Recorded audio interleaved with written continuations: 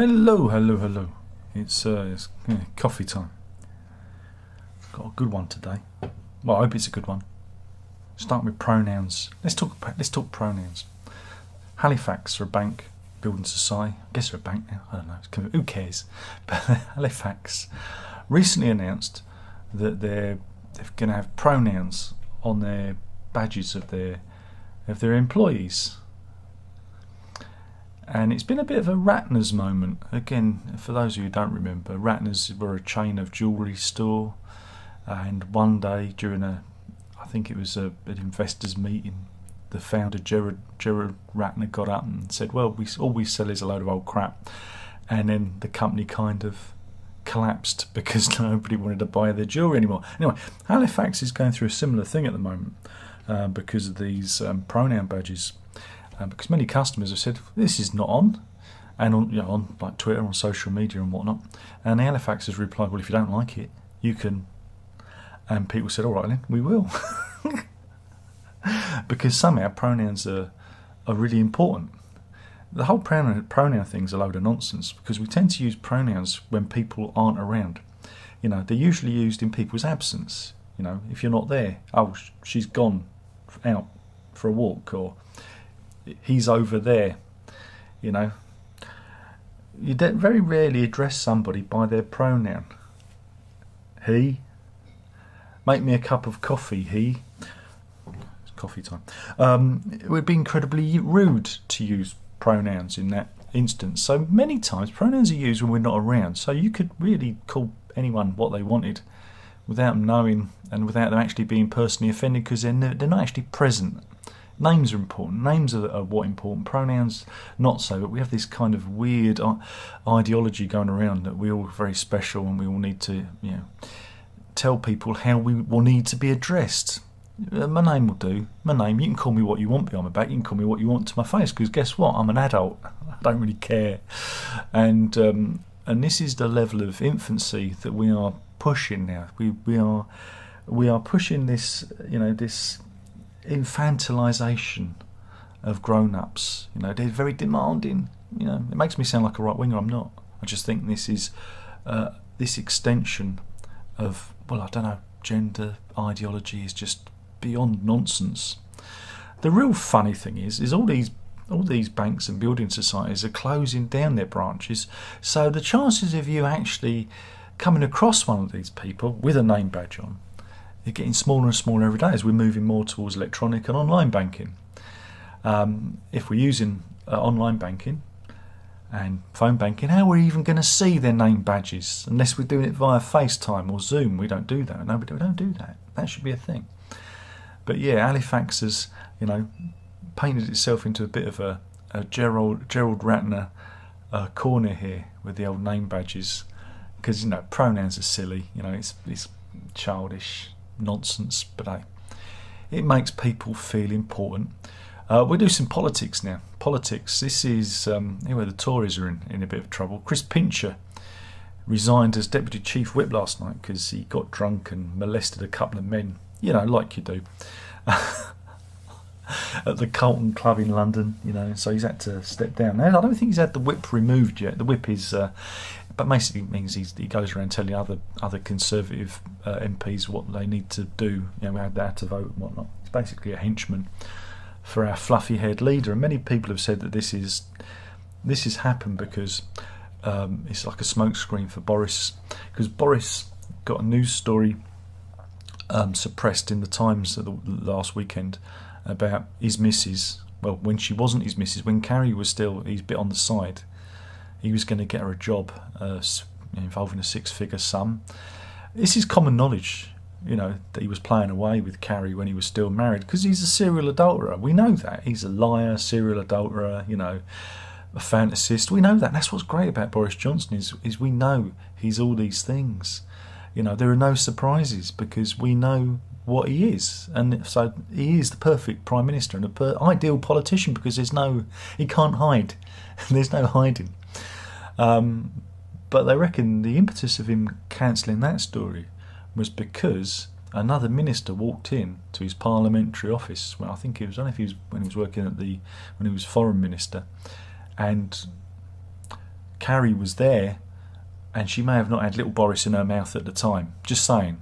Let's just say #BJBJ was trending last night on Twitter. And it got me thinking, because everyone's up in arms. They're all like, ooh, a blowjob. That's a demonetisation.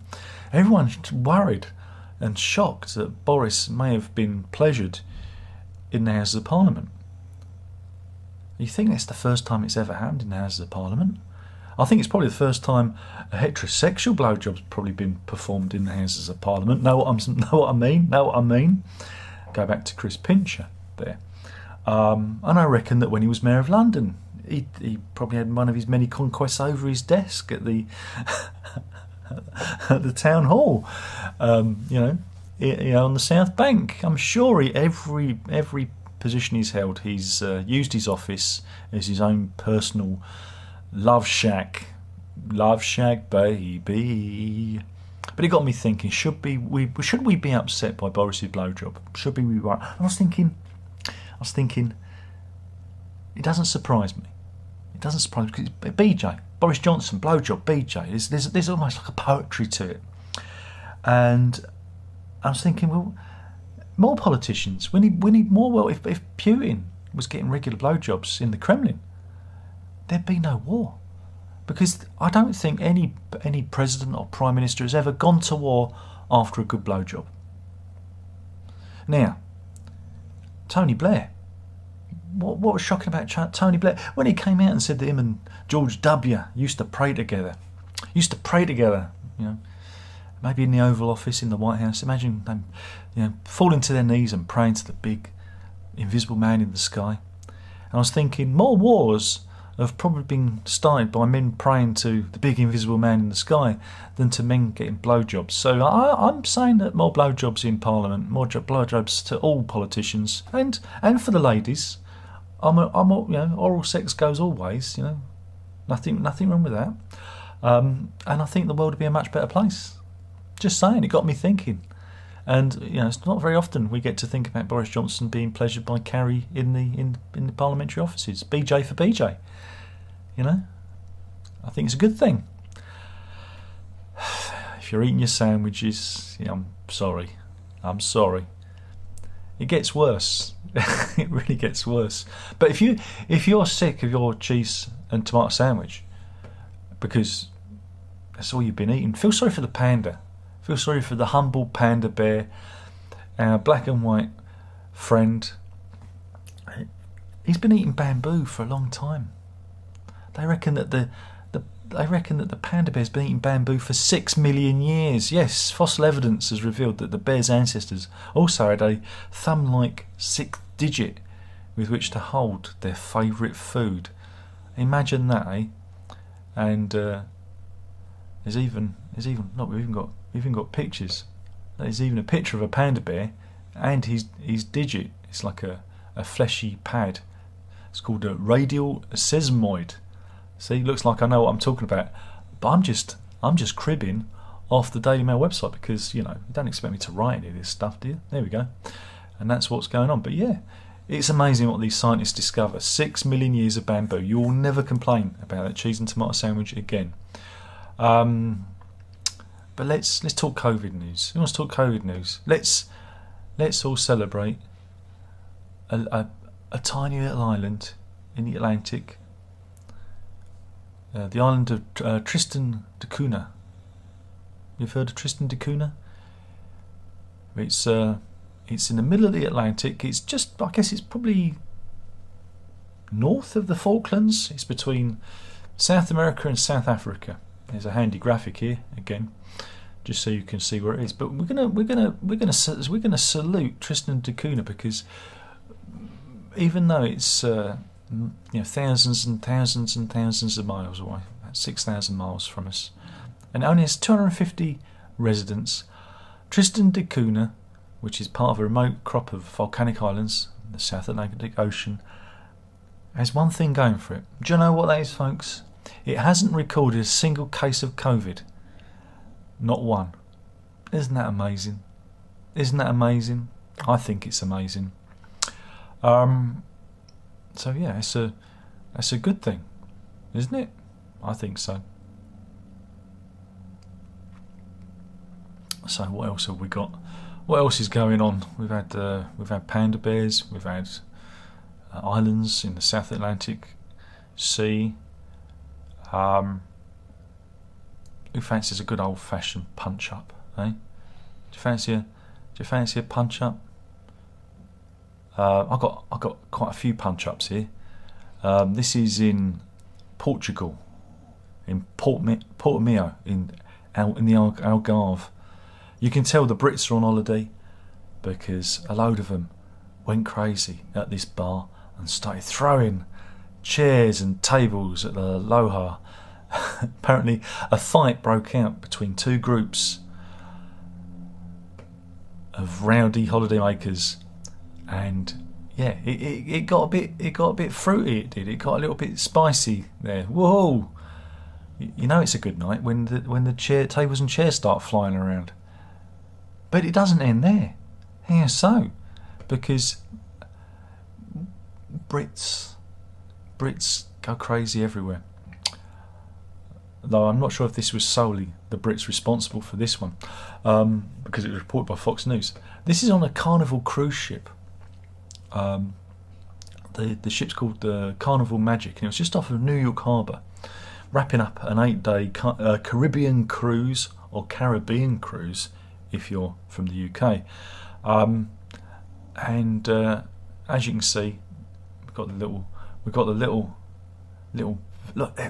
It's all kicking off, right? Oh, it's not a good look. And again, problem with the ship is you can't get away from everyone.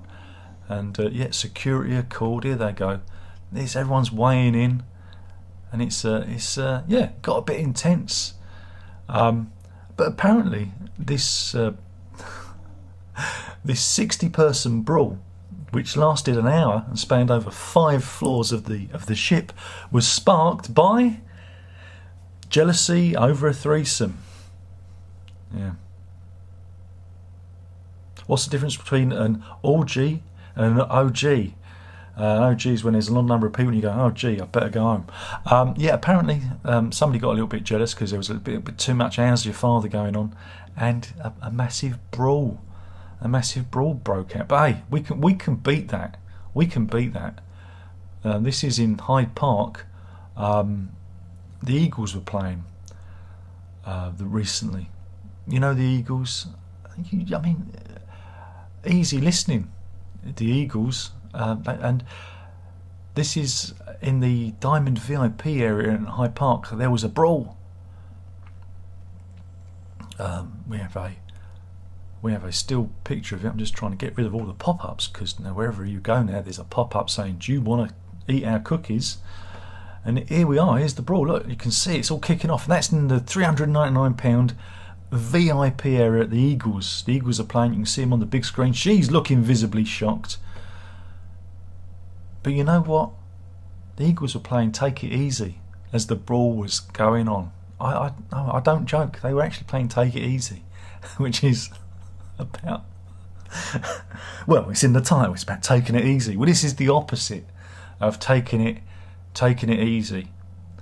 So there you go. This has been a brawl spectacular. But I'm going to end now with the story of an elderly man, right, from Ho-Hi-Ho. Ho-Hi-Ho. He went to the doctors and he wasn't feeling very well. He was short of breath, he had a swollen face, and he was disturbed by a hissing noise that was coming from down below. Yes, he was suffering from whistling scrotum, seriously. And when they did a scan, they realised he was in a lot more serious condition. His lungs were collapsed, and the air was building up inside his body and forcing its way out via a open wound in the left side of his scrotum. We actually have the scans here. I mean, again, I don't know what's going on. It looks like there's a couple of boiled eggs there. I don't know. I'm not a doctor. I'm just some YouTube nobody. But they've actually got a CT scan of his area, of his man's area, and there you go. Apparently there's something there. So yeah, whistling scrotum, which is my nickname. Yeah, it's what the missus calls me. But yeah, it's apparently it can happen if your lungs collapse and there's a build-up of air inside the body. It finds its way out. It finds a way, as that guy from Jurassic Park says, you know. But yeah, the medical term for air becoming trapped in the scrotum is known as pneumoscrotum, and there's only 60 cases have been described in medical literature. So there you go. Pneumoscrotum. Educational. This is educational. Not only do you get to discover that Tristan da Cunha is the only place without COVID, but you've also know what to call a whistling scrotum. It's pneumoscrotum. I thank you. And what a glorious Friday episode of Coffee Time this has been. I think it's a wonderful, wonderful episode. Let's see if there's anyone in the chat room. I doubt it, because nobody's watching. This is just for me and the missus. We're enjoying our cheese and cheese. Would it be cheese and tomato? I reckon it's cheese and tomato sandwiches today, because it is Friday. It is Friday, isn't it? But let me just slither on over to the chat room to see if there's anybody in there. I don't know. Let's have a look.